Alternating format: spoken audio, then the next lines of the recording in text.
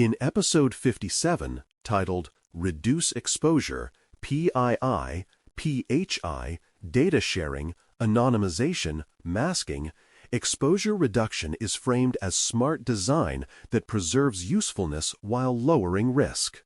Teams do not reduce exposure because they are afraid of data, but because they want data work to be sustainable under audits, incidents, and everyday human error. The reality is that sensitive data tends to spread through convenience, such as exports, copied tables, and overbroad dashboards, and once it spreads, it becomes harder to protect and harder to delete. The goal is to build reporting and sharing habits that keep sensitive details rare, controlled, and justified by purpose.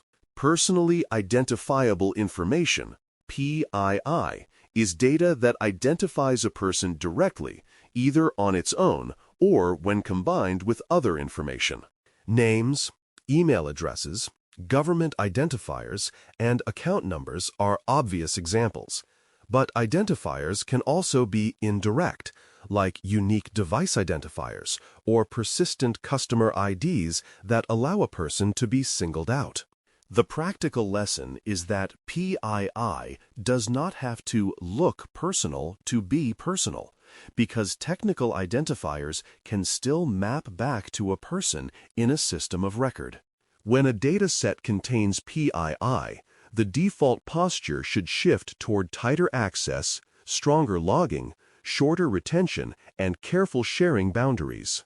Protected health information, PHI, is health-related data tied to an individual, and it often carries higher expectations for protection because the potential harm from exposure can be severe.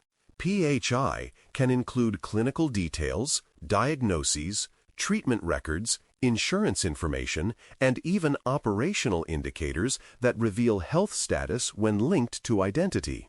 A common risk is assuming that removing a name makes health data safe, even when other identifiers remain that allow relinking to the person through internal systems or external context. In environments that handle PHI, exposure reduction is not only a privacy measure, but also an ethical measure, because health data often involves vulnerability and deep personal impact. A careful team treats PHI as a category that should be used sparingly and handled with strict boundaries. Sharing control begins with purpose, audience, and boundaries, because sharing is not a technical act, it is a governance decision. Purpose answers why the recipient needs the data, audience defines who will receive it and what roles they play, and boundaries define what is explicitly excluded even if it would be convenient to include. Without these three elements, sharing tends to expand over time because every new question becomes a reason to add another field and another extract. When purpose and boundaries are clear, the shared dataset becomes a designed product with a defined job, rather than a dumping ground of sensitive details that happen to be available. Masking is one way to keep utility while reducing exposure, because it hides sensitive parts of a value without removing the entire field. Masking can preserve patterns, such as keeping the last 4 digits of an identifier for reconciliation, or obscuring parts of an email address so analysts can detect duplicates without revealing the full contact detail. The key is that masking should be consistent and predictable within its intended scope, so analysis remains meaningful without revealing the underlying sensitive value. Masking also helps in demos, training, and broad dashboards, where the presence of full identifiers provides little benefit but creates large risk. When masking is applied thoughtfully, teams can move faster because fewer people need access to raw values. Anonymization must be used cautiously because true anonymization is hard and re-identification can happen even when obvious identifiers are removed. Data can be re-identified through combinations of attributes, such as location, dates, demographic signals, and rare events, especially when an attacker or an internal analyst can combine datasets. This risk grows when the dataset is rich, when it contains small populations, or when it is shared externally where the organization cannot control what it may be combined with. The safer posture is to assume that many anonymous datasets are better described as de-identified, meaning risk is reduced but not eliminated. When teams are honest about that distinction, they make better decisions about access, sharing, and retention. Aggregation is one of the most reliable exposure reduction techniques because it allows sharing trends without exposing individuals. Aggregated outputs can show totals, rates, and distributions by category or time window, which often answers the real business question without requiring row-level detail. Aggregation also improves report performance and readability, which is a bonus, but the main value is privacy protection through distance from individual records. The key is to choose aggregation levels that avoid small cell sizes, because very small groups can become identifiable through context, even when names are not present. When aggregation is designed carefully, it provides meaningful insight while making it much harder to infer anything about a specific person. A partner reporting scenario makes these choices concrete because sharing across organizational boundaries is where exposure is hardest to reverse. Imagine sending a partner a monthly performance report that includes customer activity and support outcomes, where the partner needs trends and accountability, but does not need direct identifiers. A safe approach would focus on aggregated metrics, masked identifiers only when reconciliation is required, and explicit exclusions for any health-related or high-sensitivity attributes. The report should also include scope and time frame notes, so the partner does not misinterpret the numbers or request raw extracts as a substitute for clear definitions. In this scenario, smart design is about giving the partner what they need to do their job while preventing the just send the raw data reflex that creates unnecessary exposure. Exports deserve special discipline because copies spread quickly and linger long after the original purpose has passed.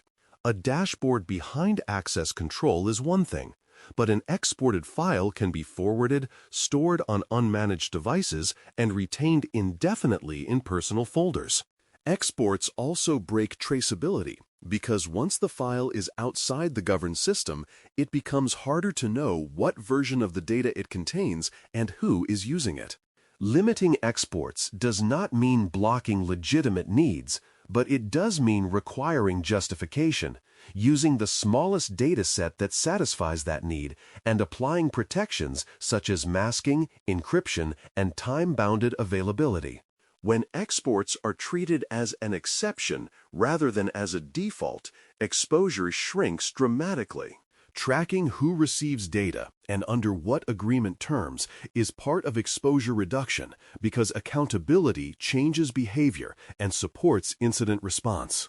For external sharing, this includes the agreement that governs use, redisclosure limits, security expectations, and retention obligations, while for internal sharing, it includes which team, which role, and which system is the authorized consumer.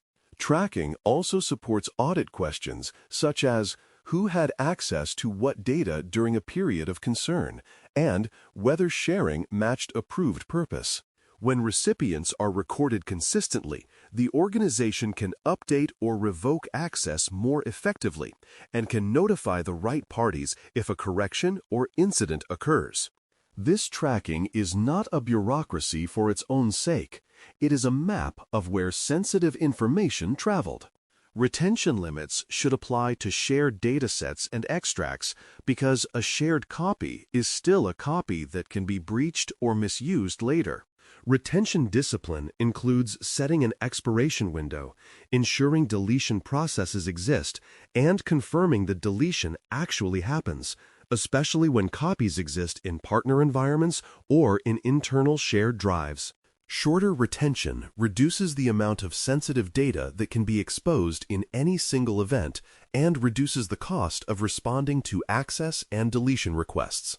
Retention also supports fairness and privacy by ensuring that data collected for a narrow purpose does not become a permanent artifact that outlives its justification.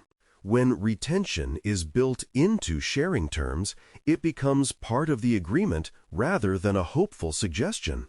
Exposure controls should be verified using samples and spot checks because controls can drift without warning when pipelines change or new fields are added. Spot checks can confirm that masked fields remain masked, that no unexpected identifiers appear in shared outputs, and that aggregation levels do not produce small groups that could be sensitive.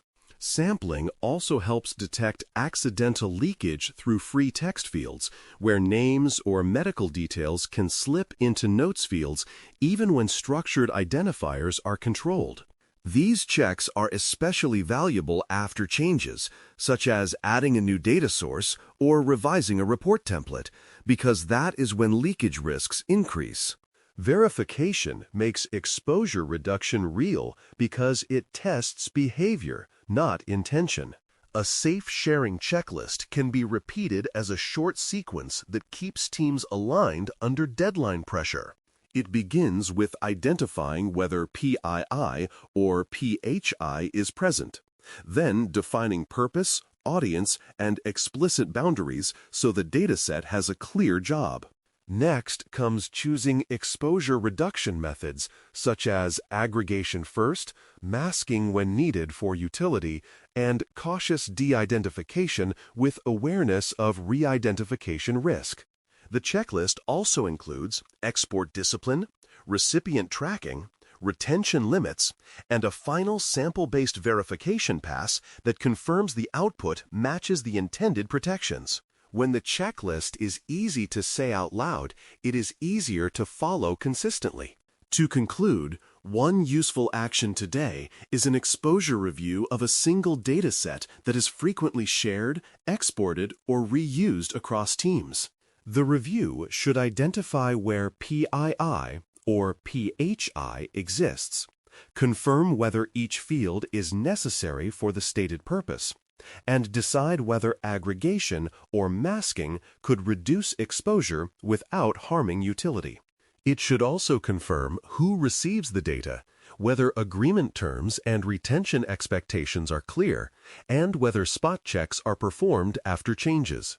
That one review tends to reveal quick wins, such as removing a field that nobody uses, tightening an export path, or raising aggregation to eliminate small identifiable groups. Small wins compound, and exposure reduction becomes a steady design habit rather than a one-time cleanup. Thanks for listening. For more audio courses, daily newsletters, and more, please visit baremetalcyber.com.